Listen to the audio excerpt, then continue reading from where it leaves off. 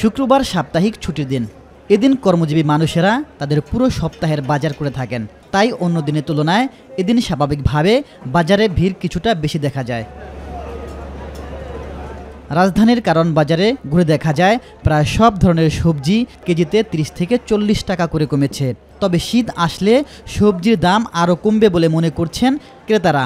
আজকে যেমন এক্সপেকটেশন ছিল ওই অনুযায়ী কমে নাই, স্থিতিশীল এবং কিছু কিছু সবজির আবার অল্প একটু দাম বেশিও পেলাম। 1 কেজি সিম কিনছি 250 টাকা, এখন 1 কেজি সিম 70 টাকা, এবং একটা ফুলকপি কিনছি 100 টাকা, এখন একটা ফুলকপি 50 টাকা।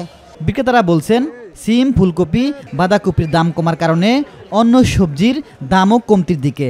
সবজি আলহামদুলিল্লাহ এখন আমদানি বাড়তেছে, দামও কমতেছে। সিম কত সপ্তাহে ছিল 100 থেকে 120 টাকা, এই সপ্তাহে 80 থেকে 70। তারপরে ফুলকপি 40 থেকে 50 টাকা পিস, আগে ছিল 100 টাকা 80 টাকা পিস। পানির দামের চেয়ে কম দাম, 1 লিটার পানি খাইতে গেলে কত লাগে, এর চেয়ে কম দাম আছে সবজির দাম। এদিকে মুদি পণ্য ও চালের দাম স্থিতিশীল অবস্থায় রয়েছে বলে জানান বিক্রেতারা। আজকে 15 দিন যাবৎ চালের দাম একই রকমই আছে। তো আমরা আশাবাদী সামনে সিজন আসতেছে, হয়তো সিজন আসলে চালের দাম কমানোর সম্ভাবনা আছে। ব্রয়লার মোরগ বিক্রি হচ্ছে 170, সোনালী মোরগ 280, দেশি মোরগ 540 টাকা দরে বিক্রি হচ্ছে।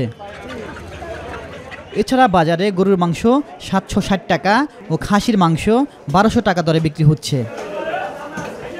ইলিয়াস মাতবর, মাই টিভি, ঢাকা।